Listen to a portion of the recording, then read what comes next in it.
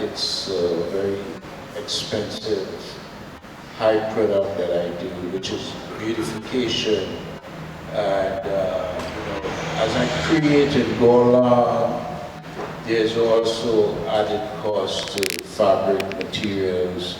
The type of service I provide is just a good time service. The community engaged, yes, but the funding part of it is very much of a struggle. Well, it looks like you got a night grant and now you're continuing to look for alternative resources. Yes, but trust me, as an artist, you spend a lot of money.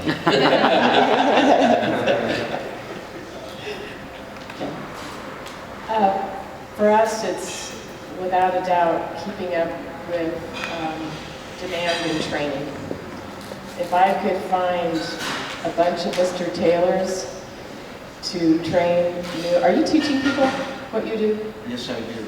Yes, I do. Good, because that is the hardest thing. We can't find enough masters to move to Detroit to teach the people that want to learn. We have the people that want to learn, but to find the masters to come and teach, that is a huge, huge challenge. And the demand for our product is there, but to teach fast enough to be able to make the product of quality that we must make it at is absolutely the biggest challenge. So we need more Mr. Taylors around to teach. So Stacy, you did talk about this during your last answer, and Jen, you definitely talked about this during your presentation. So many have said that there is a maker movement afloat. However, quote, makers are just really producing iPhone covers and jewelry. Do you think the movement is taken seriously? And if not, what do you think can be done to change the perception, or does it not need to be changed at all? Well, I think the perception for the maker movement is that you have to have a physical product. And if you're not making some type of physical product, then you're not really a maker. So that's what, and I disagree with that, because even before I ever called Hyper Gals what it is, it's like we're changing lives. I mean, we're changing skills. We're taking time for ourselves. So it's like, we're improving, we're doing all these things that you can't physically make, but we're making time for ourselves. Who does that? But we don't do it enough. But that's still making. And but I've given presentations where they'll say, well, why are you talking about social? Why are you talking about community? It's about the things. And like, no. How can you have the teaching that everyone here is talking about? How can you have that if you don't have a community? It's like you have to care about each other. If you don't care about each other and it's just about the things, then we'll go back to consumers. What do we do as a maker community to make more impact so the world will take it more seriously? So I started selling t-shirts when I was 12.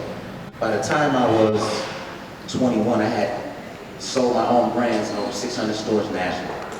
And I think what we need to do is commercialize some of these products that we're making. Take them to retail. Instead of just making something cute for ourselves to take home and say, look, mom or dad, what I made, mass producing. Even I call it custom mass producing, because at my place my capacity isn't huge, but we can make 100 of something, 200 of something. And I think when the spaces start to commercialize a little bit of the products that they're making, I think people will take it a lot more serious.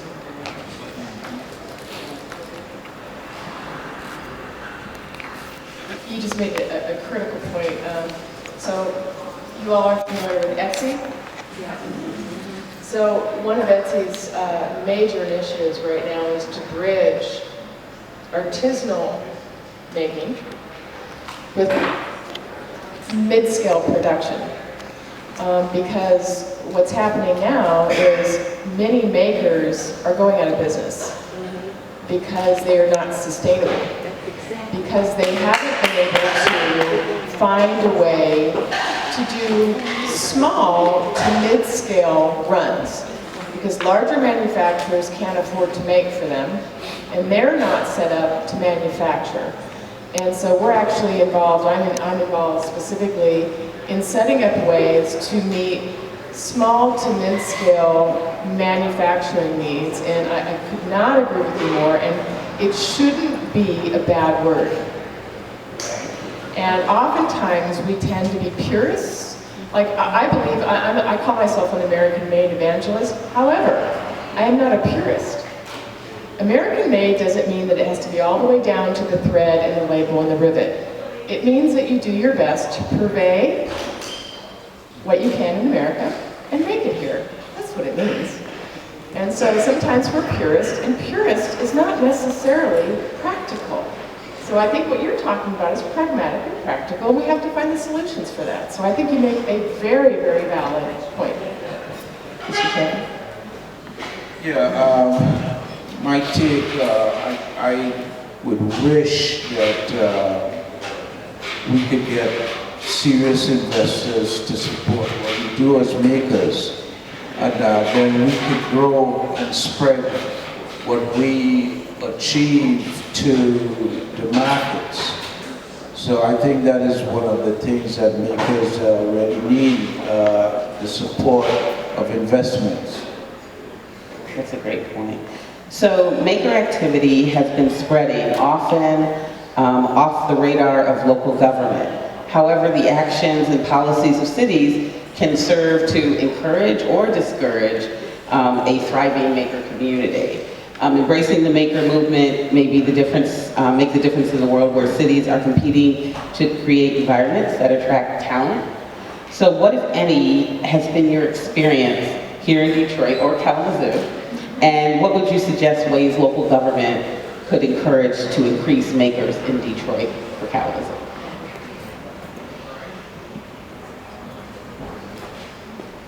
Well, I don't know if you knew this, but last year in June, there was actually a White House Maker Fair. It was they called it the mayor of Kalamazoo, Bobby Hopewell. He was one of 3 mayors who went from the state of Michigan.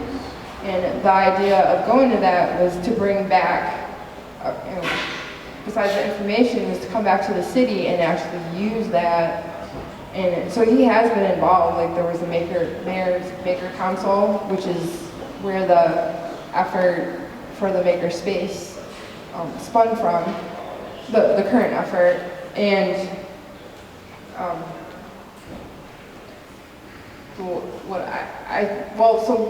so in Kalamazoo we have that involvement. I'm not sure how to answer. Are there any things that you would suggest that local government could do to help or increase the makers movement in Kalamazoo?